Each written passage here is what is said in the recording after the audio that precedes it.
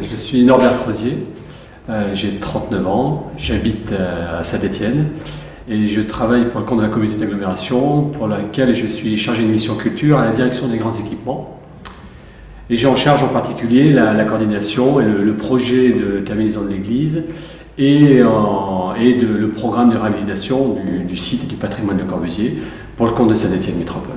Mon travail a consisté à monter administrativement le dossier, à rechercher les financements nécessaires, manquant la terminaison du projet, et bien coordonner toutes les institutions publiques ou associatives dans cette opération. Une seconde étape a été aussi toute la question liée à la muséographie et à la scénographie. Tout le volet lié au développement touristique et à la mise en valeur touristique du site Le Corbusier, avec l'idée de mettre en tourisme culturel ce patrimoine exceptionnel. Je suis aussi présent en réunion de chantier puisqu'il y a des questions qui peuvent être d'ordre scénographique ou d'ordre économique, puisque les aménagements qui vont être faits autour de l'église doivent être calibrés pour que ce site puisse accueillir des visiteurs.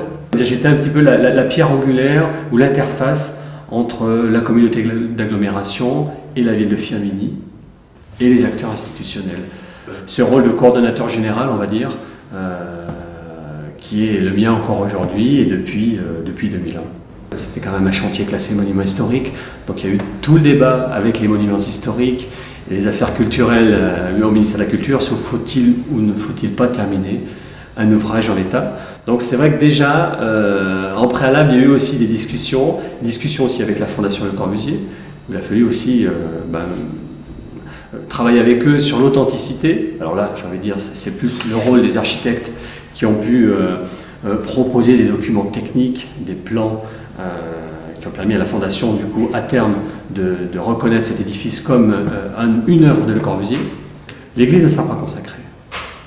Donc c'est vrai qu'on en a fait, alors la question de la consécration, le débat sur la loi de 1905, c'était aussi, alors oui, il y a aussi tout ce travail, on va dire, de recherche en matière aussi juridique qui s'est faite. Non, là nous sommes vraiment en présence d'un édifice, alors nous sommes en présence d'un monument historique, nous terminons un monument historique, on installe vraiment, on lui donne vraiment une vocation culturelle en installant un musée d'art moderne. C'est un dossier complet pour lequel oui, il y a eu une forte implication humaine, en tout cas, des architectes à l'ouvrier, en passant par les administratifs et les politiques.